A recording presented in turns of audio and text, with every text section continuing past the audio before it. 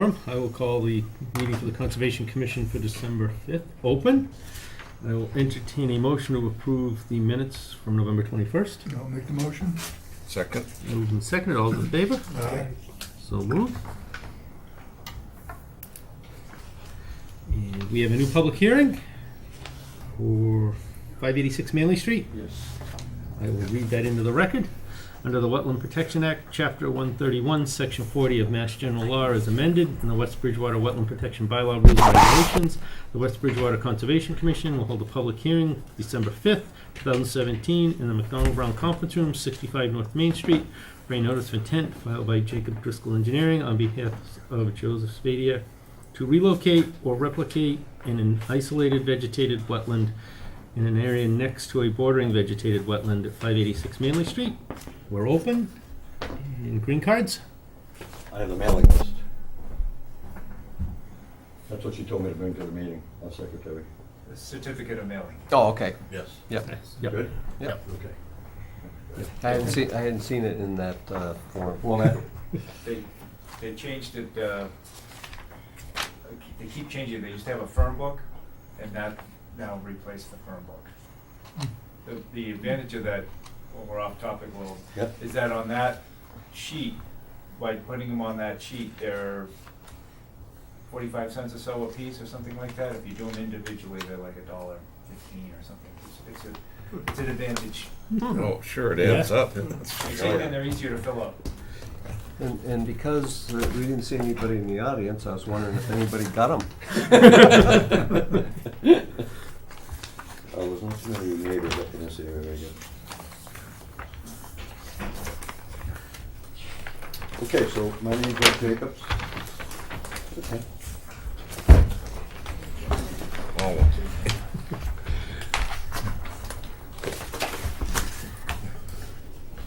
Okay, so my name's Ed Jacobs from Jacobs Driscoll Engineering. I'm here with Brad Holmes from Environmental Consulting and Restoration LLC. And we're here for an NOI on 586 Manley Street for Ashwood Homes. The board may be familiar with this site. This is the Joe Spadia homestead. There's a solar farm up in this northern part of this property right now that's being leased.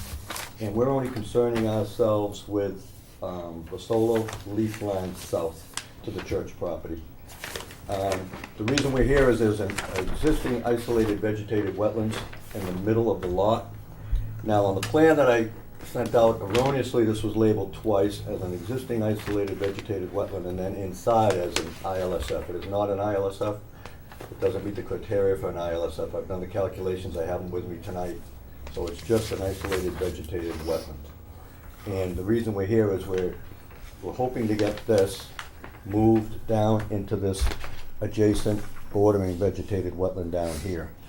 Joe has had a couple of people interested in doing something on this site, but as I said, it's a large site. There's about 14 acres, maybe 13 and a half acres of usable land here when you take into account the 50-foot no-touch and the riverfront area right here. Over to this dashed line represents the southern edge of this solar field. So from here to here, there's about 13 acres here, and this isolated vegetated wetland is smack dab in the middle of it. How big is the wet, how big is that? This right here is 18,780 square feet, but it is, when I'm talking shallow, I have some pictures I want to show you. It's basically the result, I believe, of, this is coming down at a pretty good clip here, as you can see with these contours, and then there's a flat spot, and then it goes down again. And I think the water's just running down here and staying here. It's not a vernal pool or anything like that. The water just stays there for a little bit. Joe's lived there his whole life, and you know, the hay grows there, they mow it, and I think it would actually be a benefit to have it down here where it'd be better for the environment, better for the animals. I mean, right up here, like I said, it just keeps getting mowed. I'll pass these around, but you can see it's just completely flat. There's a couple, but it was taken today, so there's a couple puddles in there, but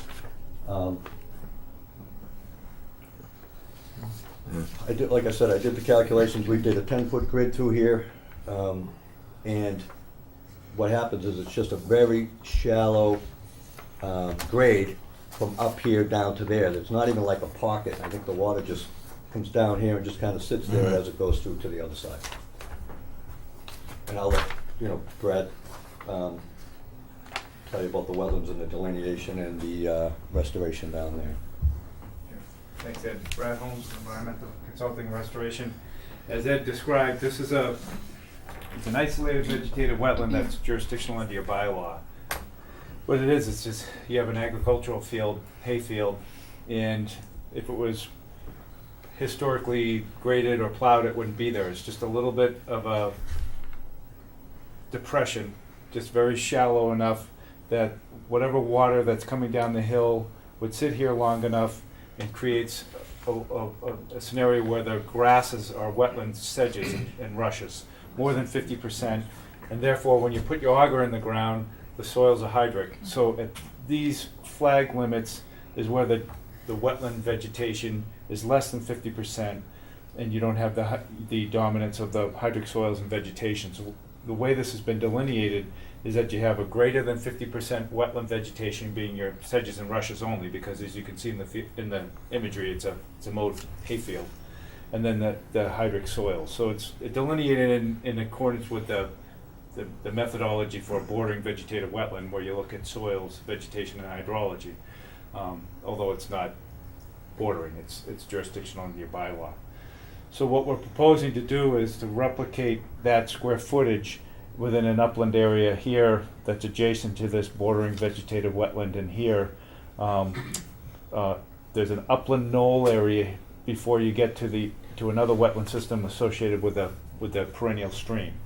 So what we've done is we've delineated the mean annual high water of the perennial stream, and we've also delineated the limit of the bordering vegetative wetland, and we've crafted this proposed wetland replication area outside the riverfront and within the buffer zone, obviously, to this wetland, because we'd like to connect it to the bordering vegetative wetland, expand it so that you have a full wetland plant community of trees, saplings, and shrubs, and herbaceous ground cover with some wildlife habitat features as well, and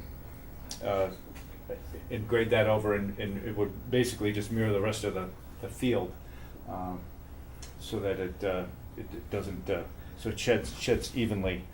It doesn't have that lower spot there. Because this is an existing ongoing agricultural use area, it doesn't get the opportunity to vegetate into tree, sapling, and shrub layer. We feel that that this is going to be a better benefit for wetland and wildlife habitat values than this area that is a wetland by definition, because it has the vegetation and soils and is protected under your bylaw.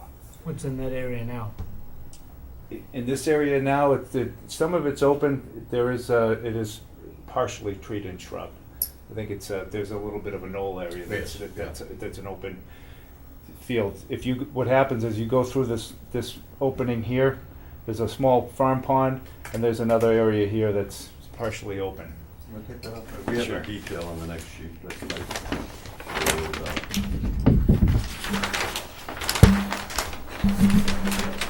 Right. so you can see some of the contours coming up. It's not, this area to the left, where I'm looking here, that's grass, the grass knoll. And about a third of the way in would be the grass knoll, and the rest of it is wooded.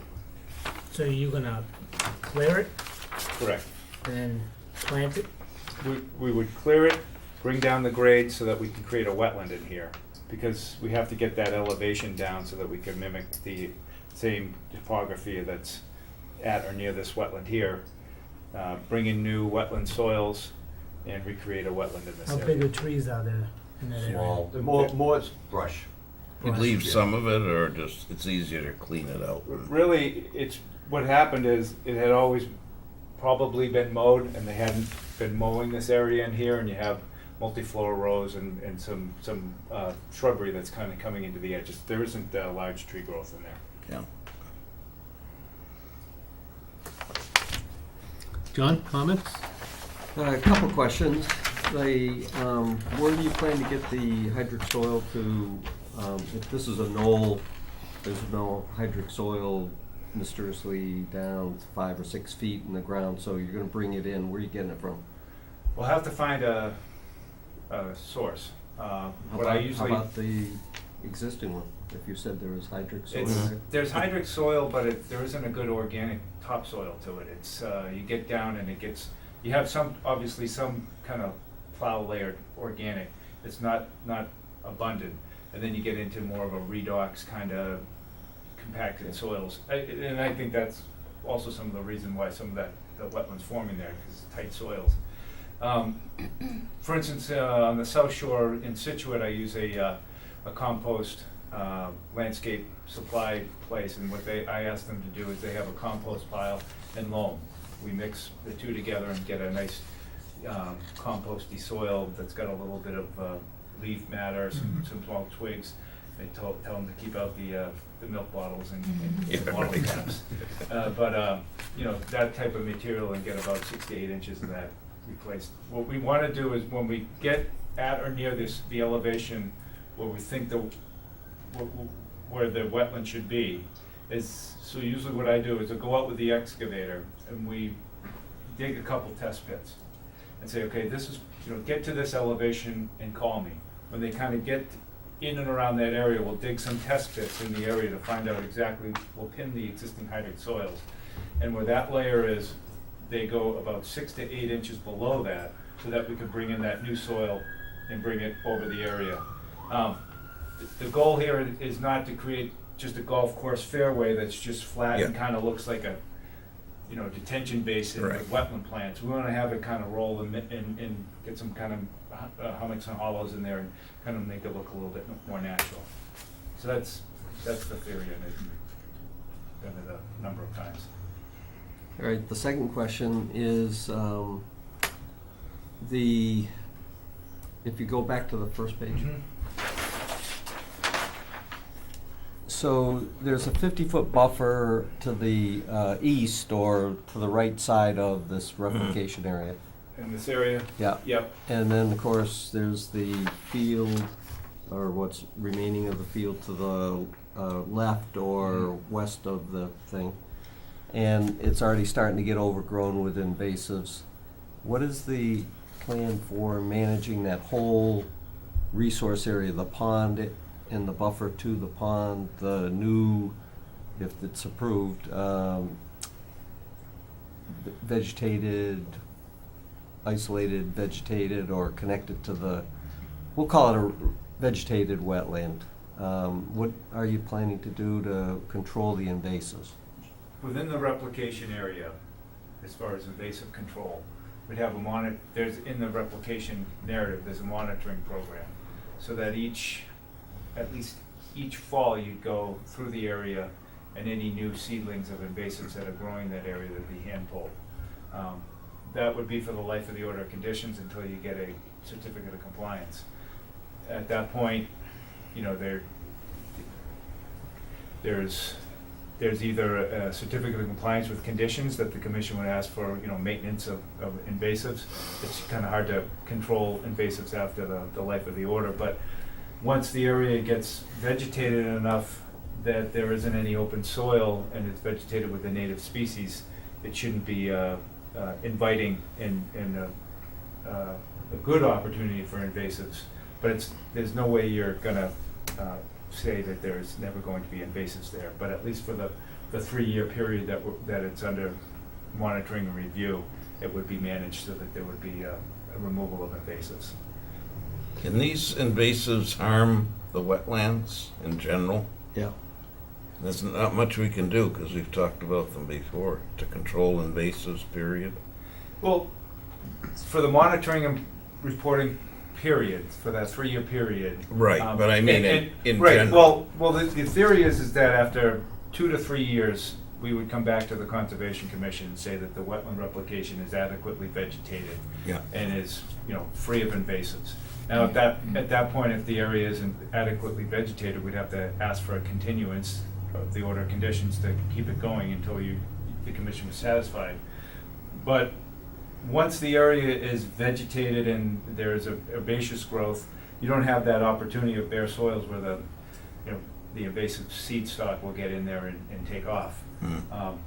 Because there are invasives throughout the area, you know, in general, it's just an ongoing management problem that we have to deal with all over the place. I mean, behind my house, we have you can't even walk in there, and I've often wondered Yeah. what you can do to just, outside of digging them out, there probably is nothing you can do, is there? Even the Trukey's Landing Yeah, area. yeah. One period of time, the commission asked the DPW not to mow that and let some of the Right. milkweed for the monarch butterflies, those kind of things, to grow up. And the invasives came in. So we had to send them back and start cutting it down because the invasives were, vines and thorns were coming in. So it doesn't take long. They're brutal. Yeah. I have another question. In the future plans of developing this, if you've formulated any conceptual ideas, are you planning to discharge stormwater down near this, let's say, the whole westerly portion of that area? We have looked at it a couple of ways. Because of the property slopes so much from the street down, we did one scenario where we had like a 70,000 square foot building up front, parking in the rear, and a detention pond pretty much in this area. And then we had like 100 feet of frontage, or whatever I forget what the Minimum is? minimum is, but we kept that over here, came down here, and we had another lot, another building down here, about the same size, but in this flat area here, with a detention pond over here. And that just kind of seemed to fit the land better. I think the buildings were like 225 by 3 something. And then we showed that to a couple of people, and they wanted to try it with splitting the lot right down the middle and having like a 225 by 400, two of them, 225 by 400 foot buildings. Some parking in the front for customers, loading in the back. Because it's so low, there would be a double 2-story loading area in the back. And but the way we envisioned it, everything was outside of the buffer zones and the flood area. And any overflows from the detention areas would go to the wetlands eventually? Right, eventually, yeah, if there was So- an overflow. If the commission were to ask for some type of conservation easement on, let's say, the whole westerly end of this, there's no plans to do anything closer than what you already have for the 50-foot buffer? No, nothing, other than that restoration, replication there. I'm thinking that we've talked about on a subdivision recently with these vegetative management requirements for the buffer to prevent the invasives, or at least to monitor the invasives. Maybe we could incorporate the requirement for the future businesses that might be up here to have a vegetative management control. Along the buffer? Now, is that considered commercial, industrial, or residential? Or gonna be, because I know there's houses up there and, Yeah, this is industrial, right? That's the one that we started this plan. Yeah, industrial. so that's what you would plan on future would be Yeah, industrial? some sort of warehouse. It's not gonna be a subdivision for No, no. townhouses or something No, like we've that? had a couple of businesses look at it for light manufacturing or warehouse. Putting markers in, would we want to go a little bit further or leave it at the normal spacing or? I mean, I'm just debating whether we would want to require it as part of this or wait for the next development phase to, right, to see where The driveway. Right, the driveway and Yeah. the stormwater management actually lands. Yeah. In case things have to be tied in somewhere. I mean, I don't know which way to, we want to go on this I one. don't think they don't know what they're gonna do yet either. Right. No. Yeah, and So- if they kept it more than 100 feet away, we might not have any jurisdiction at that time. However, I think if we were to condition this, give order conditions for this project, and we put in the order of conditions that a vegetative management program would have to run with the property. I don't know how we do it if it's split, let's say 50-50. Mhm. So I'd have to think about it a little bit to make it workable, but I think we could tie it to the land and have it as a perpetual, and even though a certificate is issued, if the order of conditions refers to something being there ongoing after the certificate of compliance has been issued, that can stay, and as Brad said, normally at the end of a life of an order of conditions, and that's usually when a certificate is issued, all of the requirements go out the window because there's no requirements at that point. However, if you have the ongoing conditions, we might be able to link it with the property. So, I don't know how we'd have to do it, so I'd have to think about it, and I don't think I could come up with something this evening. Yeah, that'd be kind of like what we're talking about the subdivisions with homeowners association. Yeah, Keep them with the drains and have to keep up with that right. part of the lifetime of the. Mhm. So I'd have to give that some thought, because if it was just gonna be one lot, it would be easy. But if they're talking about making it into two, now we're dealing with two different properties, and I just have to think about it a little bit. I don't have any issue with the replication. No. Yeah, if it wasn't for these good Makes sense. pictures, and Yeah. I've been Yeah. up there a number of times taking similar pictures myself. I've got them stored on a thumb drive. It's not in the classic it- sense. It's actually an improvement from what's Yeah. there. Well, that's right, yeah, Yeah. that's right. And it would make a nice habitat. Mhm. So I think it's kind of an odd concept to just say, okay, destroy it and go rebuild. It's kind of lucky you kept it mowed over the years because cat nine tails and all that stuff in there. Then you lucked out on that. And it was probably allowable under a farming Yeah. operation, so Yeah. Okay, if no one has any concerns, I would recommend continuing so that we can come up with some conceptual vegetation management agreement. now the Maybe- key is moving that for you folks, so. Actually, well, in the future, is that going to be leased or is it going to be sold? It'll be sold. Okay. Yeah. And like I said, if they were to do the front to back, then the back lot would get all of that. But if they're gonna split it right down the middle, I don't know which way they're gonna go. Mm. If they Yep. split it right down the middle, and then somebody might buy the whole thing and then come to you with an A&R, and I don't know what would happen then. So I think John's point is well taken, that you'd have to devise an instrument to run with the land somehow. But for your planning purposes going forward, I think conceptually this works, so Yeah, you can, That's right, yeah. I mean, My question would be, what kind of vegetation management plan would you kind of, we're kind of kicking around a little bit, because maybe I can help to put a proposal together and put it under your eyes, and we could work together on it. Sure. Basically, what it would do is it would require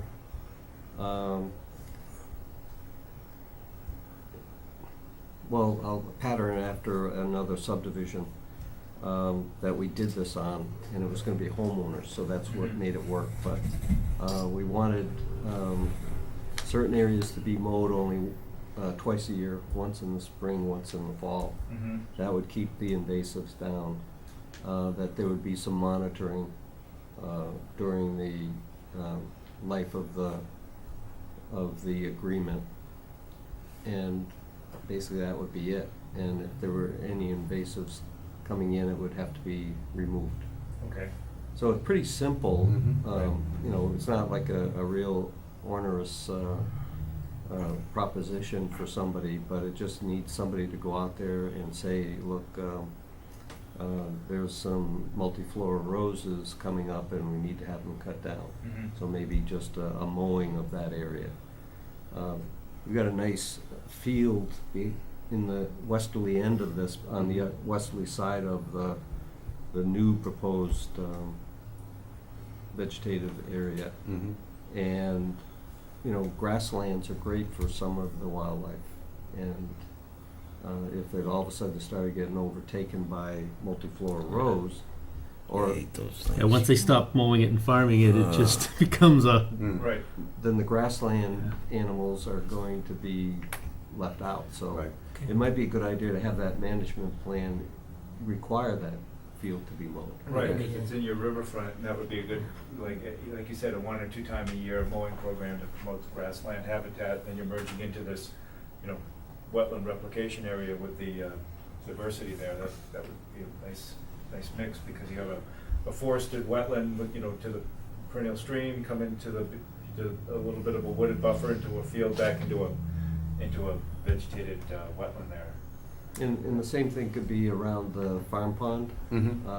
You know, those tend to start to get overtaken as well, Mhm. and you might get Phragmites starting to grow all along the fringe, and then it starts to take over the pond itself. So, you know, I think we can require something like that. Sure. Now, would it be simple as lawnmowers going in there to mow it, or like a landscaper company? yeah, it could just be a big brush hog type thing, Yeah. just to, yeah. Something like Doesn't that have to going be, in there, nothing. not Doesn't golf have to course be as- greens mode, but Yeah, just, I mean, yeah. doesn't have to be Hire some- mow, Yeah. you know, just to So it'd be like get the a woody. landscape company come in twice a year and just do it quick and. Okay. But at least you can move ahead with your Planning plans. phase of what you need Yeah. to. Okay, good, good. Well, I can draft a draft proposal and get it over to you, John, and All right. then Yeah. see what you think, and All right, I'll entertain a motion to continue. Motion to continue? Second. Moving second, all those in favor? Aye. Thank you. Thank you, guys. very much. Appreciate your time.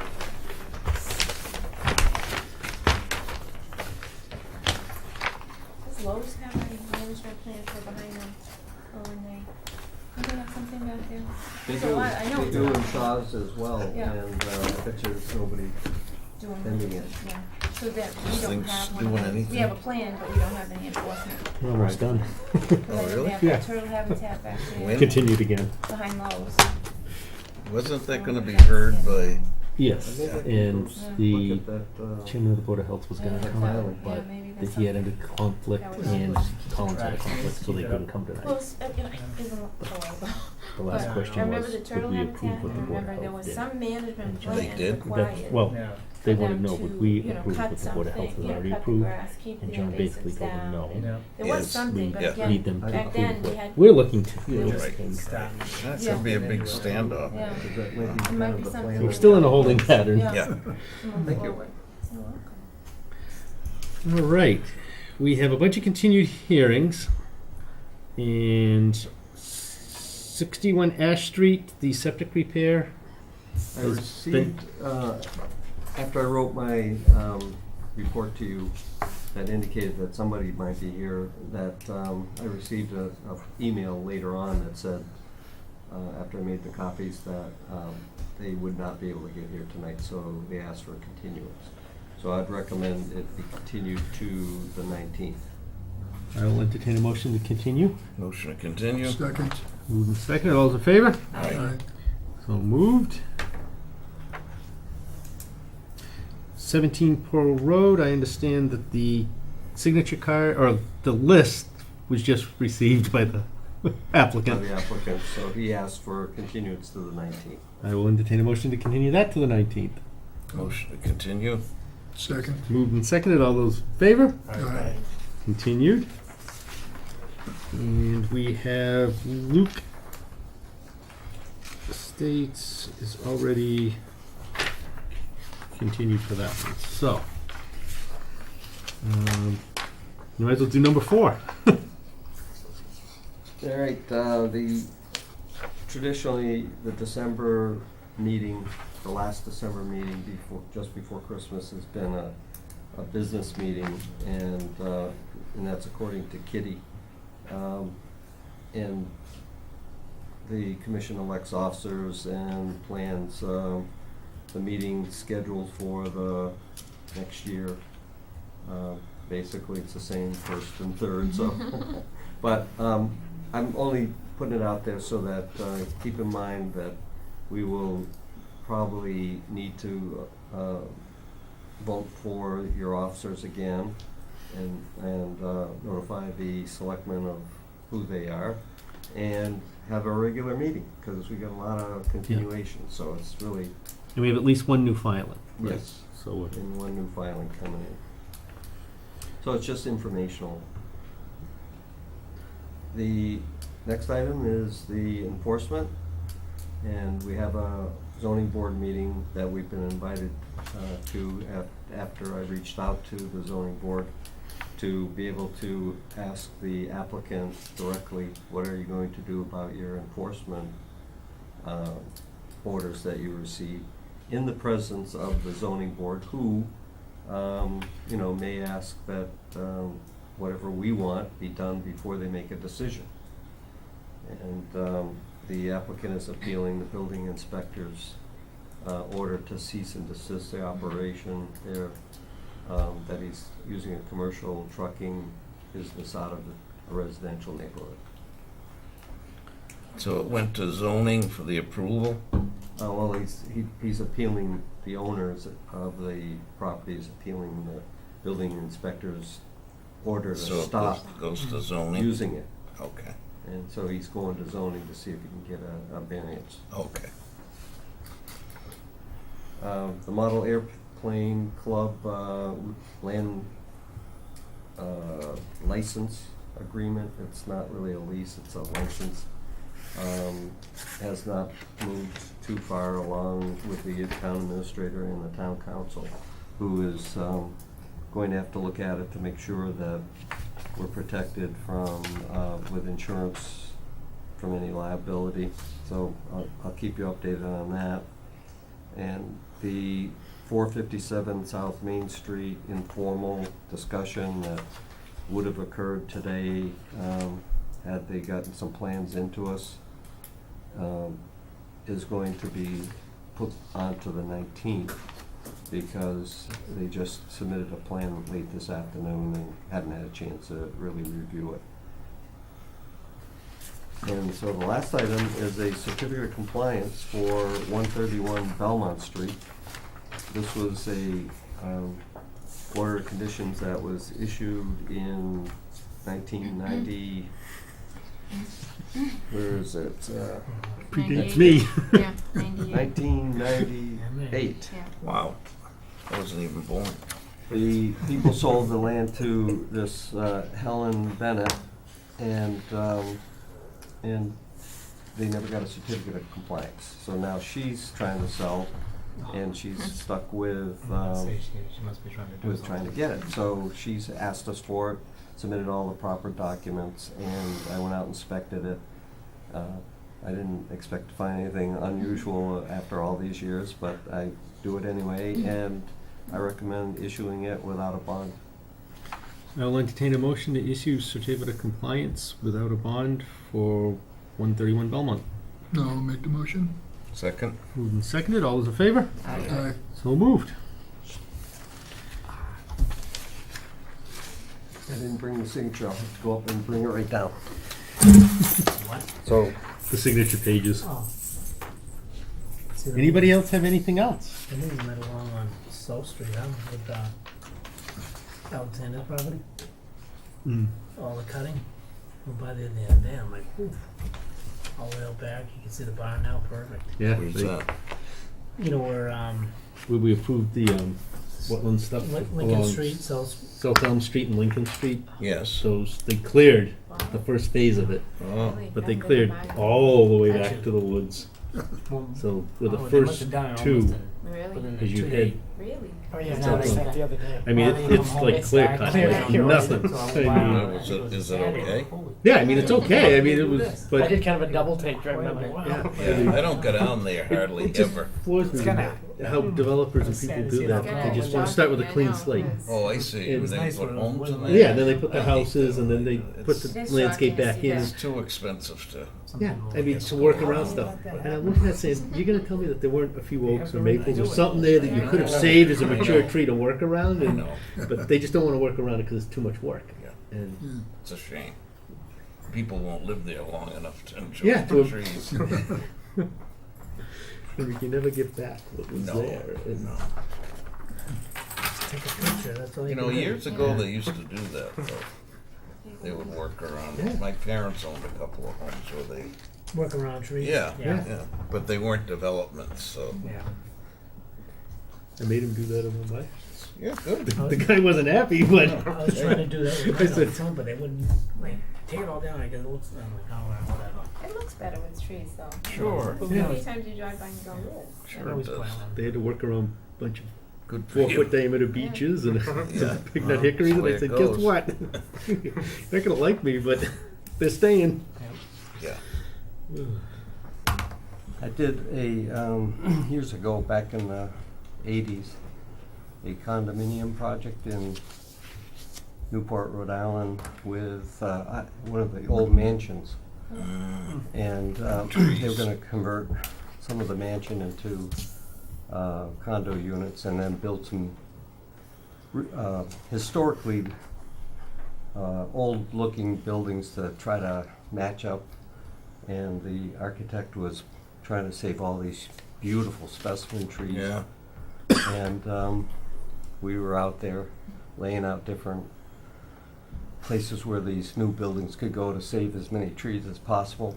And a couple weeks go by and constantly moving things to try to appease the landscape architect.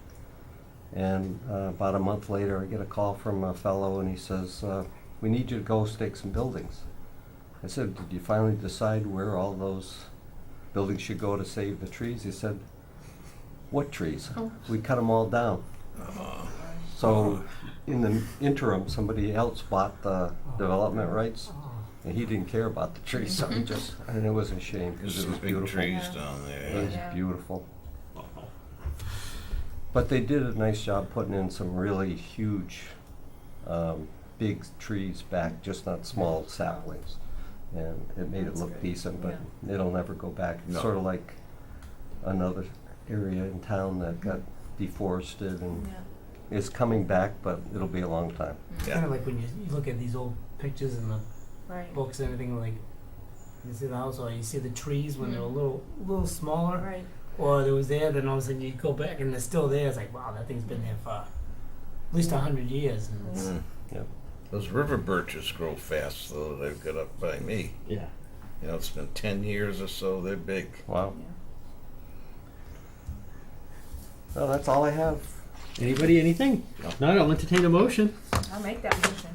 Second. Moved and seconded, all in favor of adjourn? Aye. We're adjourned. Well, it wasn't exactly 7, but it was close enough. No argument there.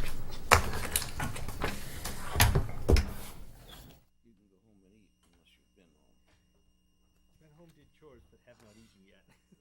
Threw everything in the oven and somebody else was gonna take it out, so. I wasn't quite sure what the